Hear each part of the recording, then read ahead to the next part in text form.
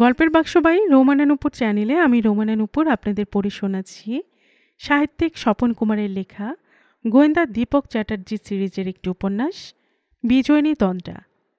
আজ শুনবেন উপন্যাসটির দ্বিতীয় অর্থাৎ শেষ পর্ব। ঝিরঝির করে বৃষ্টি পড়ছিল। সে বৃষ্টি আর আবছা আধার ভেদ করে দীপকের মোটর ছুটে চলল সোজা জমিদার প্রবোধ সমাদ্দারের বাড়ির দিকে। বাড়ির দেউড়ে পার হয়ে মোটর এসে থামল। তার সঙ্গে ছিলেন দারোগা মিস্টার প্রামাণিক আর সহকারী রতনলাল। দারোগা মিস্টার প্রামাণিককে দেখে দারোয়ান লক্ষ্মণ সিং একটা লম্বা সেলাম ঠুকে বলল, আবার এলেন যে দারোগা বাবু? দারোগা মিস্টার প্রামাণিক বললেন, কিছু তদন্ত বাকি ছিল, তাই শেষ করতে এলাম লক্ষ্মণ সিং। বাবুর ঘরটা একবার খুলে দাও তো। কথা শেষ হবার আগেই ভেতর থেকে মিষ্ট কণ্ঠে কে যেন প্রশ্ন করল, কে এলো লক্ষ্মণ সিং? প্রবেশ করল একটি নারী। দীপক কিছু বলবার আগেই মিস্টার প্রামাণিক বললেন, ইনি মিস বাণী সমাদ্দার, আর ইনি বিখ্যাত গোয়েন্দা দীপক চ্যাটার্জি। এই কেসটার বিষয়ের কিছুটা কৌতূহল আছে। দীপক চ্যাটার্জি নাম শুনেছি বটে, কিন্তু বাবার হত্যাকারী তো ধরা পড়ে গেছে। কিন্তু দীপকবাবুর ধারণা এই কেসে আরও কিছু নিগূঢ় রহস্য লুকোনো আছে, তাই তিনি কৌতূহলী হয়ে। মিস সমাদ্দার বললেন, তাই নাকি? আশ্চর্য তো। না, আশ্চর্যের কিছু নয় মিস সমাদ্দার, ওটা আমার অনুমান, অবশ্য সত্য না হতেও পারে। বেশ বেশ, আমি শুনে সত্যি সুখী হলাম মিস্টার চ্যাটার্জি। আমি চাই বাবার হত্যাকারী ধরা পড়ে শাস্তি পাক, কিন্তু যে লোক ধরা পড়েছে সে অপরাধী নয়। আপনার ওরূপ ধারণার কারণ কি মিস্টার চ্যাটার্জি? অবশ্য আমি স্থির নিশ্চয় নই। আচ্ছা, আপনাকে এখন আর বিরক্ত করব না। আপনি আপনার বাবার প্রাইভেট সেক্রেটারি মিস্টার শর্মাকে পাঠিয়ে দিন বরং। আমি এদিকে সব দেখছি। বেশ বেশ, সে তো ভালো কথা। মিস বিনা সমাদ্দার আর কথা না বাড়িয়ে ধীর গতিতে অদৃশ্য হয়ে যায়। সেদিকে চেয়ে দীপক বলে, চলুন মিস্টার প্রামাণিক, এবার যে ঘরে ঘটনাটা ঘটেছিল সেদিকে যাওয়া যাক। ঘরের মধ্যে প্রবেশ করে সব কিছু তন্ন তন্ন করে অনুসন্ধান করল দীপক। কোথাও কোনো অসাধারণ কিছু দেখা গেল না। টেবিলের ওপর একখানা বই খোলা অবস্থায় পড়েছিল। হঠাৎ দীপক জোরে বলে উঠল, eureka, I have got the clue. Mister Pramanik বোকার মতো চেয়ে প্রশ্ন করলেন, কি পেয়েছেন মিস্টার চ্যাটার্জি? এ দেখুন, বইয়ের 2 পাতায় রক্তের দাগ। তাতে কি প্রমাণ হয়? ওইখানে বসে বই পড়তে পড়তে তিনি নিহত হন। তাতে আর আশ্চর্য কি আছে? খুন হবার সময় তিনি জেগেছিলেন, আর জানলাটা ঠিক তার সামনে, তাই জানলা দিয়ে অপরিচিত লোক ঢুকলে তিনি নিশ্চয় বাধা দিতেন। তাহলে খুনি নিশ্চয়ই পরিচিত কেউ। কিন্তু তাহলে তো ছোড়ার উপর অসীমের সঙ্গে খুনি লোকের হাতের ছাপও থাকবে। দস্তানা পড়লে হাতের ছাপ পড়বে না মিস্টার প্রামাণিক। তাহলে খুনি তো খুব ধূর্ত। অবশ্যই। চলুন এবার জানলার দিকে দেখা যাক। জানলাটা পরীক্ষা করে দেখে দীপক বলল, সেদিন ছিল বৃষ্টি, তাই জানলার শাসিতে হাতের ছাপ। ওই বেটেটা দেখছি বটে অসীমের ছাপ, কিন্তু ওই লম্বাটা? তাই তো, অতটা তো খেয়াল করিনি। রতনের দিকে চেয়ে দীপক বলল, শিগগির কাছাকাছি কোনো ফটোগ্রাফারকে ডেকে নিয়ে আয় তো, এটা এনলার্জ করে প্রিন্ট নিতে হবে। রতন ঘর থেকে বেরিয়ে যায়। দারোগা মিস্টার প্রামাণিকের দিকে চেয়ে দীপক বলল, কেসটা বড় জটিল মিস্টার প্রামাণিক। আপনি যদি এতে সফল হন তবে আপনার সুনাম বৃদ্ধি ও পদোন্নতি অবশ্যম্ভাবী। সে আপনারই দয়া মিস্টার চ্যাটার্জি। দীপককে বলতে যাচ্ছিল, কথা আরম্ভ হবার আগেই শোকর একখানা ছোড়া তার কানের কাছ দিয়ে পেরিয়ে গিয়ে খট করে দেয়ালে বিদ্ধ হল। দীপক মাথাটা নামিয়ে রিভলভার বের করল। জানলার পাশে ছায়ামূর্তি। ধপ, লোকটা অদৃশ্য হল। কে মিস্টার চ্যাটার্জি? ওকে ধরুন মিস্টার প্রামাণিক। মিস্টার প্রামাণিক ঘর থেকে ছুটে বেরিয়ে গেলেন, কিন্তু ততক্ষণে লোকটির কোনো চিহ্ন পাওয়া গেল না। Okay mister Chatterjee? নিশ্চয় হত্যাকারীর অনুচর। ঘরের মধ্যে প্রবেশ করল মিস বীণা সমাদ্দার আর মিস্টার শর্মা। মিস্টার চ্যাটার্জি, কি ব্যাপার? প্রশ্ন করে বীণা। ব্যাপার সামান্য, শুধু একখানা ছোড়া। সে কি? হ্যাঁ, আমাকে লক্ষ্য করে ছোড়া হয়েছিল। কে ছুড়ল? মিস্টার শর্মা প্রশ্ন করলেন। যাদের কাজে আমি বিঘ্ন ঘটাচ্ছি। অর্থাৎ হত্যাকারীর অনুচর? আশ্চর্য তো। হ্যাঁ, আশ্চর্য বটে। তবে এটুকু বুঝলাম আমি সঠিক পথেই অগ্রসর হচ্ছি, না হলে এ ধরনের আক্রমণের সম্মুখীন আমাকে হতে হতো না মিস্টার শর্মা। দীপকের স্বর সারা ঘরের মধ্যে গম গম করে ঘুরে বেড়াতে লাগল। একটু পরেই একজন ফটোগ্রাফারকে সঙ্গে নিয়ে রতনলাল প্রবেশ করল। দীপক তাকে সার্সের উপরের দুটি ছাপেরই ফটো নিতে নির্দেশ দিল। ফটো নেওয়া শেষ হলে দীপক মিস্টার শর্মাকে বলল, আপনার সঙ্গে গোটা কয়েক কথা বলতে চাই মিস্টার শর্মা। অবশ্যই, একটু নিভৃতে। বেশ, চলুন পাশের ঘরে যাওয়া যাক। পাশের ঘরে গিয়ে মিস্টার শর্মার দিকে চেয়ে দীপক প্রথম প্রশ্ন করল, আপনি কতদিন কাজ করছেন এখানে? 2 বছর। এর আগে অন্যত্র চাকরি করতাম। বীণা দেবীকে সম্পত্তির উত্তরাধিকারিণী? তাই তো হওয়া উচিত। উনি ছাড়া মিস্টার সমাদ্দারের আর কে কে আত্মীয় আছেন? 2 জন দুঃসম্পর্কীয় ভাগ্নে, তারা বিদেশে থাকে। তারা কিছু পাবে না? কিছু কিছু অবশ্য পেতে পারে, আমি উইল তো জানি না। ওর উইলটা কার কাছে আছে তা কি জানা আছে আপনার? হ্যাঁ, ওর অ্যাটর্নি মিস্টার পালিতের অফিসে। আচ্ছা, মিস্টার সমাদ্দারের কি কোনো শত্রু ছিল? সেরকম তো দেখি না। ওর পুরনো জীবন সম্বন্ধে বিশেষ কিছু জানেন কি? তেমন বিশেষ কিছু না। কোনো নিকটতম বন্ধুকে চেনেন? না, তেমন কেউ নয়। আচ্ছা, বীণা দেবীর মা মারা যান কতদিন? তা প্রায় 20 বছর। উনি তখন 3 বছরের মেয়ে। ওকে তাহলে মানুষ করে তোলে কে?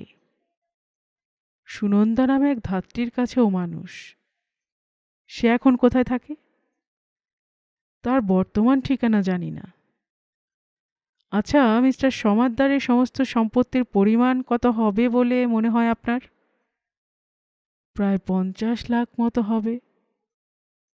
আচ্ছা, এতেই আমার আপাতত চলবে। পরে কিছু জানবার প্রয়োজন হলে সাহায্য অবশ্যই পাব, কি বলেন? হ্যাঁ, সে তো নিশ্চয়ই। দীপক ঘর ছেড়ে বেরিয়ে মোটরে চড়ে বসে। পরদিন সকালে দীপক হানা দিল অ্যাটর্নি মিস্টার পালিতের অফিসে। মিস্টার পালিত কি একটা কাজে ব্যস্ত ছিলেন। দীপক কার্ড পাঠিয়ে দিতেই মিস্টার পালিত তাকে ডেকে পাঠালেন। নমস্কার মিস্টার চ্যাটার্জি। নমস্কার মিস্টার পালিত। তারপর হঠাৎ কি প্রয়োজন? প্রয়োজনটা জরুরি, আশা করি সদুত্তর পাব। সাধ্যমতো চেষ্টা অবশ্যই করব, কিন্তু বিষয়টা কি? মিস্টার সমাদ্দারের হত্যা ব্যাপার নিয়ে। কিন্তু খুনি তো ধরা পড়েছে। ধরা পড়লেও আমরা ঠিক নিঃসন্দেহ নই, সেরকম প্রমাণও পাইনি। তাই সুবিধার জন্য। বেশ, কি জানতে চান বলুন। প্রথম কথা, মিস্টার সমাদ্দারের মৃত্যুর পর ওর সম্পত্তির উত্তরাধিকারী হবেন কে কে? এটা গোপনীয় কথা, কিন্তু দিন তিনেকের মধ্যেই তা সংবাদপত্রে বের হবে। বেশ, বলতে আপত্তি নেই। তার একমাত্র মেয়ে বীণা সমাদ্দারই হচ্ছেন ওই সম্পত্তির 45 লাখ টাকার উত্তরাধিকারিণী। আর বাকিটা? সে ওর 2 ভাগ্নে, চাকর, সেক্রেটারি ইত্যাদির মধ্যে কিছু কিছু করে ভাগাভাগি হবে। কি ধরনে? ভাগ্নেরা প্রত্যেকে 2 লাখ করে পাবে, আর সব 10,000 20,000 এমনি আর কি। আপনার অংশে কি পরিমাণ? আমি পাবো 3,000। সামান্যই বলতে পারেন। তা তো বটেই। কথা শেষ হলো না, হঠাৎ শোনা গেল বাইরে তুমুল বচসা। একটি গম্ভীর নারী কণ্ঠ তন্দ্রাকে লক্ষ্য করে বলল, বিরক্ত করনি বাপু, আমায় এক্ষুনি অ্যাটর্নি সাহেবের সঙ্গে দেখা করতেই হবে। তন্দ্রা বলল, কিন্তু তিনি এখন ব্যস্ত। ওসব বাজে কথা অন্য লোককে ভুলিও, আমাকে নয়। কিন্তু আপনি তো পরেও দেখা করতে পারেন। না না, আমার জরুরি প্রয়োজন, সরে যাও এখান থেকে। কথা শেষে দীর্ঘাঙ্গী এক প্রৌঢ়া ঘরের মধ্যে প্রবেশ করে মিস্টার পালিতের দিকে চেয়ে বলল, তোমার ওই মেয়েটা আমাকে আটকাতে চায়, সাহস তো কম নয়। মিস্টার পালিত বললেন, আহা, অত চটে উঠছো কেন? চটব না? এই লোকটা আবার কে হে? এসব লোককে হটাও, তোমার সঙ্গে জরুরি কথা আছে। মিস্টার পালিতের মুখ যেন পাংশুবর্ণ ধারণ করল। তিনি উঠে গিয়ে মহিলাটির কানে কানে কি যেন কথা বললেন। মহিলাটি সে কথা শুনে একবার আর চোখে দীপকের দিকে তাকালো। তার সমস্ত তেজ যেন এক মুহূর্তে মিয়ে গেছে। ধীরে ধীরে ঘর ছেড়ে নিঃশব্দে বেরিয়ে গেল সে। মহিলাটি বাইরে যেতেই দীপক মিস্টার পালিতকে প্রশ্ন করল, ও মেয়েটির নাম কি মিস্টার পালিত? দেখুন না, অত্যন্ত অসভ্য। বার্ধক্য এসে যেন একেবারে মজা পেয়ে গেছে।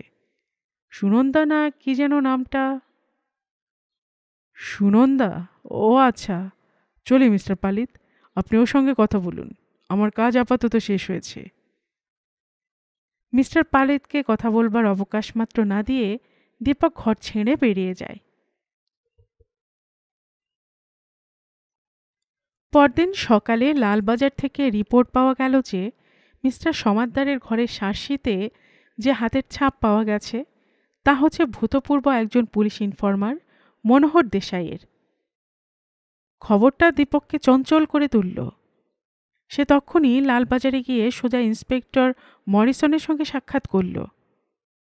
ইন্সপেক্টর মরিসন হঠাৎ দীপককে দেখে অবাক হয়ে প্রশ্ন করলেন, কি খবর মিস্টার চ্যাটার্জি? খবর সামান্যই। তবু দু একটা ব্যাপার জানতে ইচ্ছা করি বলেই। ও, বুঝেছি, তবে বিষয়টা কি? জমিদার প্রবোধবাবুর হত্যার মামলাটা নিয়ে। কি জানতে চান? মনোহর দেশাই আগে পুলিশের ইনফরমার ছিল? হ্যাঁ। ওর বাড়িটা কোথায়? নন্দনবাগান বস্তি, শ্যামবাজার। পুলিশের চাকরি ছাড়ল কেন, তা কি বলতে পারেন? হ্যাঁ, একবার গুন্ডার দ্বারা আক্রান্ত হয়ে। বুঝেছি। লোকটা সম্বন্ধে সন্দেহের কিছু আছে নাকি? মনে হয় না। কেন? শুনেছি দু একটা ব্ল্যাকমেলও করেছে, তবে তার বেশি এগিয়েছে বলে মনে হয় না আমার। তাছাড়া। কি বলুন? ও খুনে ওর স্বার্থই বা কি? সত্যি কথা। তবে সে যে খুনটা জানলার আড়াল থেকে প্রত্যক্ষ করেছে এমন হতে পারে। হুম। আর কিছু জানতে চান? না, আমি প্রথমে দেখা করতে চাই মনোহর দেশাইয়ের সঙ্গে, তারপর মিস বীণা সমাদ্দারের ধাত্রী সুনন্দার সঙ্গে। কতদূর এগুলেন কেসটা নিয়ে? দিন তিনেকের মধ্যে শেষ করে ফেলবো মনে হয়। আচ্ছা, চলি মিস্টার মরিসন, নমস্কার। পথে পা দিয়ে দীপক একটা ট্রামে করে সোজা নন্দনবাগানে গিয়ে হাজির হলো। গাড়ি নিয়ে গেল না, কারণ সেক্ষেত্রে ব্যর্থ হবার সম্ভাবনা বেশি। নন্দনবাগান বস্তিতে পৌঁছে দীপক খোঁজ করল মনোহর দেশাইয়ের বাড়িটা। কিন্তু বাড়িতে গিয়ে দীপক অবাক হলো। বাড়ি খাঁ খাঁ করছে, কেউ নেই। দীপক কড়া নাড়ল, কেউ উত্তর দিল না। দীপক আশেপাশের বাড়িতে খোঁজ করতেই দুজন অশিক্ষিত লোক বেরিয়ে এলো। দীপক বলল, মনোহর বাড়ি নেই, ও কোথায় গেছে বলতে পারো? কোথায় গেছে বলতে পারি না বাবু, তবে। তবে কাল বেরিয়েছে একটা গাড়িতে করে। গাড়িতে করে? কখন? সন্ধ্যা 6টায়। কার গাড়ি সেটা? তা তো জানি না। এ ধরনের গাড়িতে কি মনোহর প্রায়ই চড়ে থাকে? না বাবু। বুঝলাম। তারপর সে আর ফিরে আসেনি? না। আচ্ছা, গাড়িটা দেখতে কেমন? খয়েরি রঙের পুরনো অস্টিন। আর কথা না বাড়িয়ে দীপক সোজা থানায় পৌঁছল। সেখানে গিয়ে যে খয়েরি রঙের অস্টিনে করে মনোহর দেশাইকে নিয়ে যাওয়া হয়েছে সেটি খুঁজে বের করবার জন্য চারদিকে খবর পাঠালো, কিন্তু তবু কোনো খোঁজ পাওয়া গেল না। খোঁজ পাওয়া গেল বিকেলের দিকে। হাবড়া থেকে খবর এলো একটা গাড়ির মধ্যে একজন লোকের মৃতদেহ পাওয়া গেছে। তার দেহের যা বর্ণনা শোনা গেল তাতে স্পষ্টই বোঝা যায় যে ওই লোকটি মনোহর দেশাই। দীপক খবরটি শুনে হতভম্ব হয়ে পড়ল। সে যেদিক থেকে অগ্রসর হচ্ছে সেদিকে শুধু ব্যর্থতা। শত্রুপক্ষের বুদ্ধির তীক্ষ্ণতা দেখে অবাক হল সে। মনোহর দেশাইয়ের আকস্মিক মৃত্যু দীপককে যে পরিমাণ বিস্মিত করে তুলল, ঠিক সেই পরিমাণে চিন্তিতও হয়ে পড়ল সে। তার প্রথম কাজ হল মিস বীণা সমাদ্দারের ধাত্রী সুনন্দার সঙ্গে দেখা করা। সেদিন সুনন্দার সঙ্গে অ্যাটর্নি মিস্টার পালিতের কথাবার্তা তার কাছে রহস্যজনক বলে বোধ হয়েছিল। সন্ধ্যার কিছু আগে দীপক গাড়িতে করে রওনা হল বরানগরের দিকে তেঁতুলতলায় একটা বস্তিতে ধাত্রী সুনন্দার বাড়ির উদ্দেশ্যে। কিন্তু বাড়িখানার সামনে পৌঁছে দীপক একটু হতভম্ব হয়ে পড়ল। বাড়ির ঠিক সামনে অজস্র লোকের ভিড়। দুজন কনস্টেবল ভিড় নিয়ন্ত্রণ করছে। দীপক সামনে গিয়ে একজন কনস্টেবলের কাছে নিজের পরিচয় দিতেই সে একটা লম্বা সেলাম ঠুকে বলল, এই বাড়ির মধ্যে একটা মেয়ে লোক মারা গেছে হুজুর। মেয়ে লোক? হ্যাঁ, সুনন্দা না কি যেন নাম। আশ্চর্য, কখন মারা গেল সে? আজ দুপুরে তার বাড়িতে গিয়ে একজন লোক দেখতে পায় তার গলায় ফাঁসি। সে একটা উঁচু জায়গা থেকে ঝুলন্ত অবস্থায় রয়েছে। কিন্তু হঠাৎ এইভাবে নিজেকে ফাঁসি দেবার কোনো কারণ তো নেই। নিশ্চয়ই অন্যভাবে একে মেরে এভাবে রাখা হয়েছে। সহকারী রতনের দিকে চেয়ে দীপক বলল। ঘরের মধ্যে সার্চ করে বিশেষ কিছু পাওয়া গেল না। দীপক রতনকে বলল, এরা যেন প্রতিটি পদে ঠিক আগের মুহূর্তে এসে প্রমাণটা লুপ্ত করে দিচ্ছে। কিভাবে যে প্রমাণ সংগ্রহ করব তা আমার ধারণার বাইরে। দীপকের মনের চিন্তা তার মুখের রেখায় কিন্তু ফুটে উঠল না। তার নির্বিকার ভাব দেখে কিন্তু মনে হয় ভেতরে ভেতরে সে নিশ্চয়ই কোনো প্রমাণ সংগ্রহ করেছে। দীপকের গাড়ি সেখান থেকে বের হয়েই এগিয়ে চলল থানার দিকে। থানা থেকে কিছুটা দূরে একটা জঙ্গল। জঙ্গলের ঠিক সামনে এসে দীপকের গাড়ির টায়ার হঠাৎ বিরাট একটা শব্দ করে ফেটে গেল। দীপক গাড়ি থেকে নেমে দেখল একটা বড় কাঁচের টুকরো তার গাড়ির টায়ারের মধ্যে প্রবেশ করে ওটাকে বিদীর্ণ করেছে। দীপক রতনকে বলল, থানা থেকে দারোগা মিস্টার প্রামাণিককে ডেকে নিয়ে আয় তো। রতন বলল, কিন্তু আমি দেখছি এখানে অজস্র কাঁচের টুকরো ছড়ানো। নিশ্চয়ই আমাদের এখানে আটকাবার জন্য এভাবে কাজ ছড়ানো হয়েছে। এভাবে তোর একা থাকাটা ঠিক নিরাপদ নয়। দীপক হেসে বলল, তোর কোনো ভয় নেই রে। আমি কখনোই নিজেকে বিপদে ফেলে কিছু করব না। এখানে শিগগিরই কোনো একটা দৃশ্যের অভিনয় হবে। রতন অগত্যা জোরে জোরে থানার দিকে চলল। দীপক গাড়ির পাদানিতে ভর দিয়ে সোজা হয়ে যেন কার জন্য অপেক্ষা করতে লাগল। রতন ফিরল আধ ঘন্টার মধ্যেই, সঙ্গে দারোগা মিস্টার প্রামাণিক। কিন্তু কোথায় দীপক চ্যাটার্জি? দীপক, দীপক, দীপক বাবু, মিস্টার চ্যাটার্জি। কোনো উত্তর নেই। বাতাসে পাওয়া গেল বারুদের গন্ধ। রতন বলল, একটু আগে এখানে গুলি চলেছে মিস্টার প্রামাণিক। তা তো বুঝতেই পারছি, কিন্তু দীপক কোথায় গেল? তাকে তো দেখা যাচ্ছে না। চলুন ওই জঙ্গলটার ভেতরে খুঁজে দেখা যাক। কিন্তু এত রাত্রে যদিও আহত হয়ে ওধারে পড়ে থাকে। রতনের স্বরে উৎকণ্ঠা। কিন্তু কোথায় দীপক? বোধহয় তার দেহটা শিয়াল কিংবা অন্য কোনো জন্তু টেনে নিয়ে গেছে, অথবা আততায়ীরাই তাকে বন্দি করে রেখেছে। কিন্তু তার এই আকস্মিক অন্তর্ধানের পেছনে রহস্য কি? রতন ফিরে এসে খবরটা লালবাজারে জানালো। সর্বত্র শুরু হয়ে গেল কর্মচঞ্চলতা, কিন্তু দীপকের সন্ধান পাওয়া গেল না।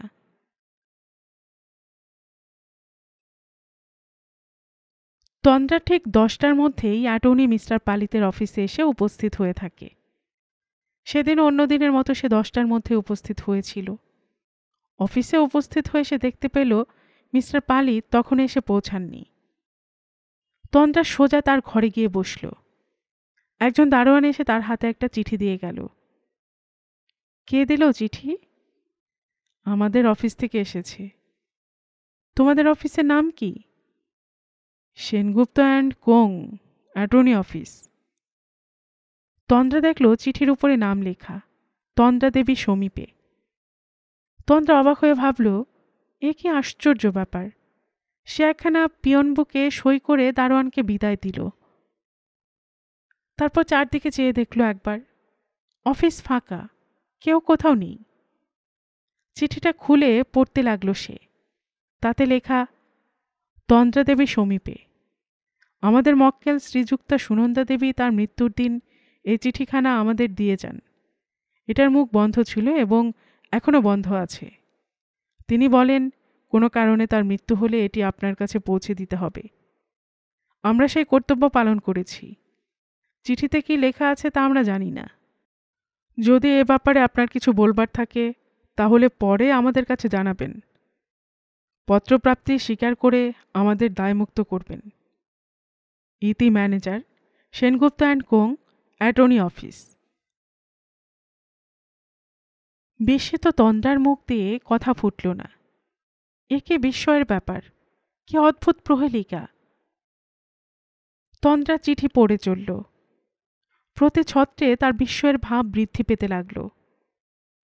আশ্চর্য হয়ে সে শুধু ভাবতে লাগল, এও কি সম্ভব? ধীরে ধীরে তন্দ্রা উত্তেজিত হয়ে উঠল। চিঠিতে লেখা আছে, মৃত প্রবোধ সমাদ্দারের মৃত্যুর কারণ, অসীমের নির্দোষিতার কথা, কে কে ষড়যন্ত্রের মূলে আছে তাদের খবর, মনোহর দেশের মৃত্যুর কারণ, আর লেখা সুনন্দা দেবীর জীবনও নাকি বিপন্ন। বিপন্ন? তারপরই সুনন্দা দেবী মারা গেছে। আশ্চর্য। তন্দ্রার সারা দেহের উপর দিয়ে যেন বিদ্যুৎ স্রোত বয়ে গেল। পেছনে পদশব্দ। কে? চিঠিটা লুকোবার চেষ্টা করে তন্দ্রা। শয়তানি, তুই তাহলে সবকিছু জেনেছিস? তন্দ্রার দু চোখে বিস্ময়। এই তাহলে এর পরিচয়? তন্দ্রার গলাটা টিপে ধরল সে সজোরে। তন্দ্রা আর্তনাদ করে উঠে জ্ঞান হারালো।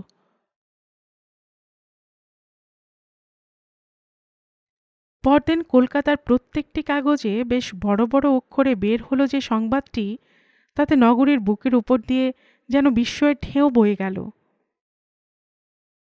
গোয়েন্দা দীপক চ্যাটার্জি অজ্ঞাত, আততায়ীর হাতে নিহত, বনের মধ্যে মৃতদেহ প্রাপ্তি, হত্যাকারীর সন্ধানে পুলিশ বিভাগের ব্যর্থ প্রচেষ্টা, শহরের বুকে বিস্ময়ের ঢেউ।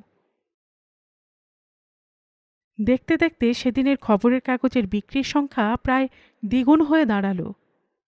প্রত্যেকের মুখে মুখে ফিরতে লাগল গোয়েন্দা দীপক চ্যাটার্জির এই আকস্মিক মৃত্যুর সংবাদ। শহরের সর্বত্র শোকের প্রবাহ বইতে শুরু করলেও লালবাজার থানায় কিন্তু কর্মচাঞ্চল্য বৃদ্ধি পেল। লালবাজার থেকে ইন্সপেক্টর মরিসন দক্ষিণেশ্বর থানায় কি যেন সব নির্দেশ প্রেরণ করলেন। তারপর কিছুক্ষণ পরে ওই নির্দেশের উত্তরে যে খবর ভেসে এলো, তার উত্তরে তিনি আরও কী সব জানালেন। দীপক চ্যাটার্জির সহকারী রতনলালের কাছে সংবাদপত্রের রিপোর্টাররা এসে ভিড় জমাতে লাগল। কিন্তু আকস্মিক শোকপূর্ণ সংবাদে রতন এমন বিমূঢ় হয়ে পড়েছিল যে সে কোনো কথাই বলতে পারল না। তবে তার কাছে যেটুকু জানা গেল, প্রত্যেকটি খবরের কাগজে সেই খবরই ছাপালো ফলাও করে। নগরের লোকেরা সব কৌতূহলী হয়েছিল। তারা খবরটা নিয়ে নানা ধরনের জল্পনা কল্পনা শুরু করে দিল। নগরের লোকজন যখন এই ভীষণ হত্যাকাণ্ডের সংবাদে চঞ্চল উদ্ভ্রান্ত, তখন এই সংবাদ শুনে একজনের বীভৎস মুখে যেন হাসির প্রবাহ খেলে গেল। লোকটি একটি ভাঙা কুঁড়ে ঘরের সামনে দাঁড়িয়েছিল। বিশ্রী একটা আবহাওয়া যেন সে অঞ্চলটার চারদিকে ব্যাপ্ত হয়ে রয়েছে।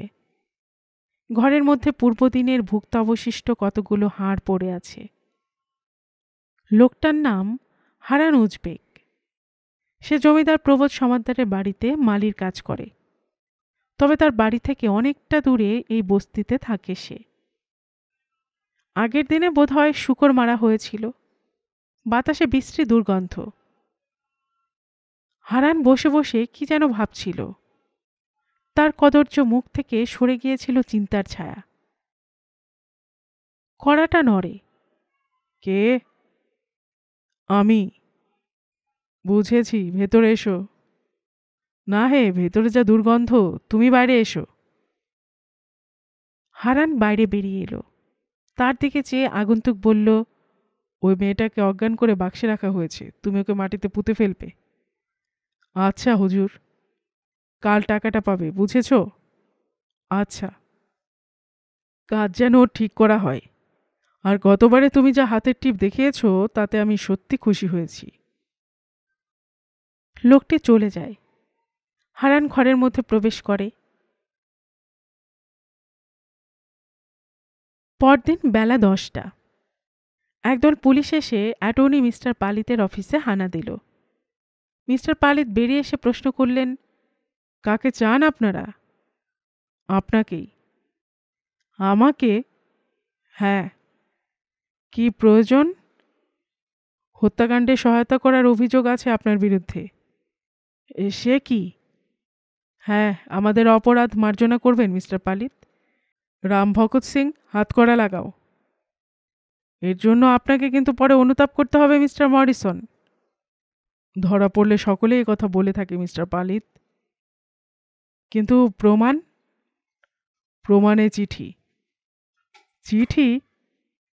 দেখুন, এটি আপনি মৃত জমিদার প্রবোধ সমাদ্দারের বাগানের মালি হারান উজবেককে দিয়েছিলেন।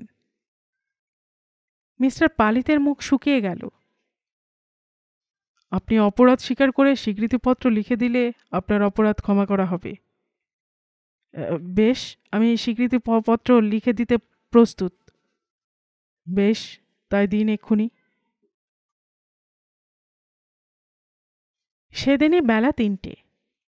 একদল পুলিশ এসে সদলে হানা দিল মৃত জমিদার প্রবোধ সমাদ্দারের বাড়ি।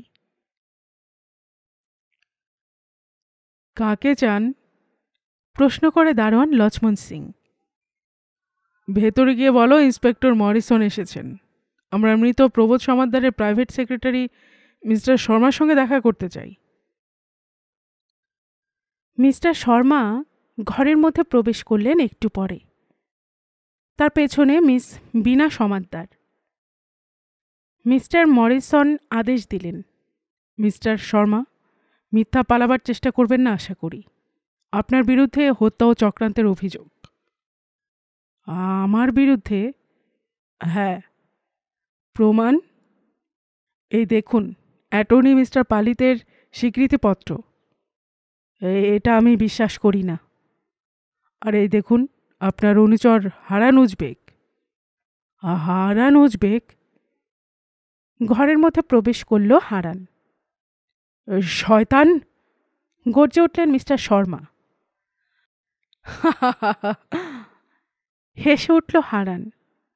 তারপর মাথার পটচুলা ও মুখের দাড়ি খুলে ফেলতে দেখা গেল এ আর কেউ নয়, এ হচ্ছে স্বয়ং ডিটেকটিভ দীপক চ্যাটার্জি।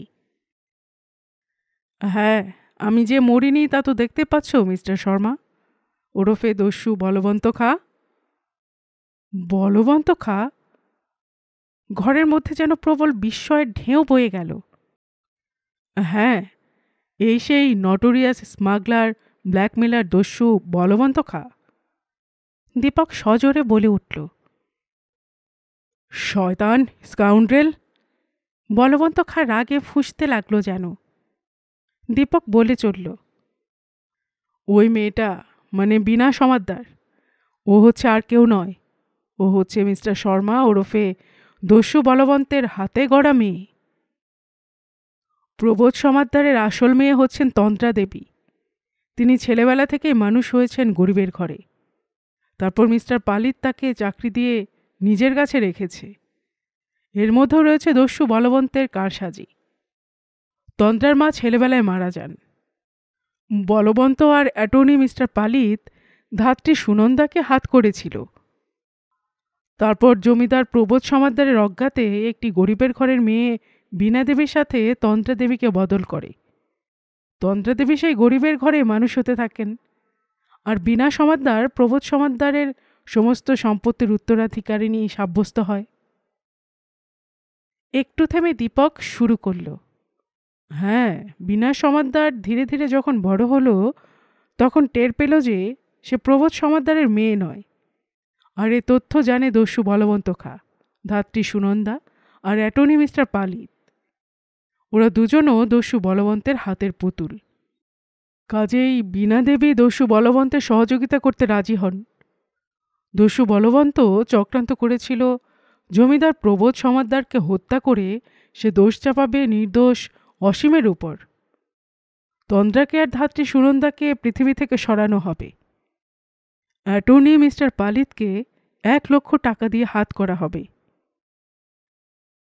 আজ থেকে প্রায় 18-20 বছর আগে এ রহস্যের জাল বুনতে শুরু করে মিস্টার শর্মা ওরফে দস্যু বলবন্ত। আজ তার শেষ। বীণা সমাদ্দার আর দস্যু বলবন্ত নির্বাক। মিস্টার মরিসন বললেন, সবই তো বুঝলুম এদিকের ব্যাপার, কিন্তু তন্দ্রা দেবী কোথায়? দীপক বলল, মিস্টার শর্মা ওরফে দস্যু বলবন্ত কাল তন্দ্রাকে ছদ্মবেশী হারান উজবেক, মানে আমার হাতে দিয়ে আসে তাকে পুঁতে ফেলবার জন্য।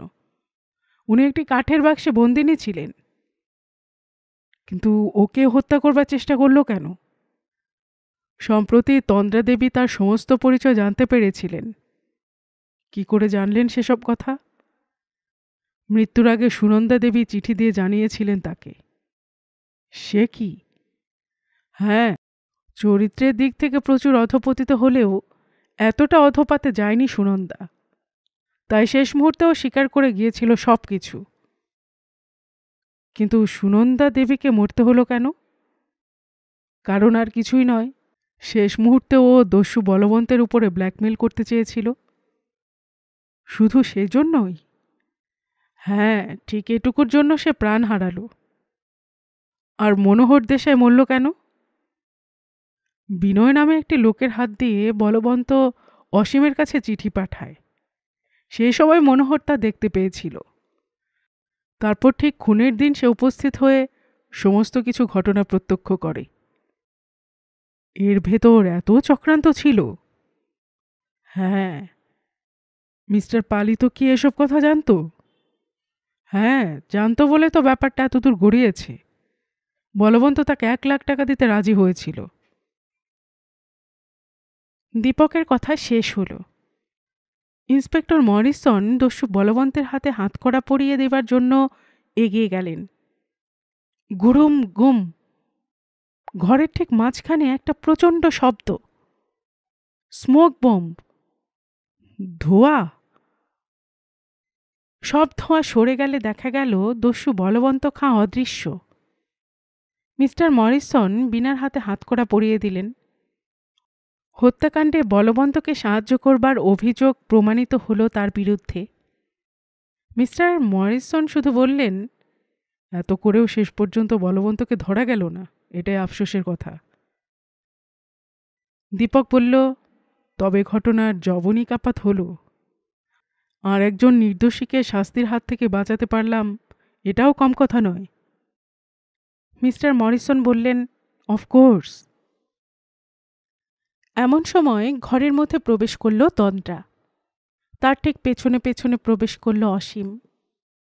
দীপক বলল, তন্দ্রা দেবী, অসীমবাবুর নির্দোষিতা প্রমাণ হলেও কারাগারের বাঁধন থেকে তার মুক্তি নেই। তন্দ্রা কোনো কথা বলতে পারল না। লজ্জায় মুখখানা রাঙা করে মাথাটা নোয়ালো সে। অসীমের দু চোখে কৃতজ্ঞতাপূর্ণ দৃষ্টি। আদালতের বিচারে বিনা প্রবোধ সমাদ্দারের মেয়ে নয় সে কথা প্রমাণিত হল। প্রবোধ সমাদ্দারের সম্পত্তির মালিক হল তন্দ্রা দেবী। কয়েকদিন বাদেই শুভলগ্নে তন্দ্রার সঙ্গে অসীমের শুভ বিবাহ পর্বে হল এ গল্পের সমাপ্তি। দীপক, রতন, ইন্সপেক্টর মরিসন আর দারোগা মিস্টার প্রামাণিক সেই বিবাহে উপস্থিত ছিলেন। গল্পের বাক্স বাই রোমানানুপুর চ্যানেলে আমি রোমানানুপুর এতক্ষণ আপনাদের পড়ে শোনাচ্ছিলাম সাহিত্যিক স্বপন কুমারের লেখা গোয়েন্দা দীপক চ্যাটার্জি সিরিজের একটি উপন্যাস বিজয়িনী তন্দ্রা এর দ্বিতীয় অর্থাৎ শেষ পর্ব। আপনারা যারা গল্পের বাক্স চ্যানেলের গল্প নতুন শুনছেন, আপনাদের সুবিধার্থে একটি বিনীত অনুরোধ, যদি আপনারা আরও এমন উপন্যাস শুনতে চান তবে নিচে সাবস্ক্রাইব বাটনে একটি ক্লিক করে রাখুন ও একটি লাইক করে রাখুন। এতে এই চ্যানেলের ভিডিওগুলি খুঁজে পেতে আপনাদের সুবিধা হবে। আর পাশে থাকা বেল বাটনটি চেপে রাখুন যাতে নতুন কোনো উপন্যাস বা পর্ব দেওয়ার সাথে সাথেই আপনাদের কাছে নোটিফিকেশন চলে যায়। সবসময় সবাই খুব ভালো থাকুন, সুস্থ থাকুন, আনন্দে থাকুন, এই প্রার্থনা রইল।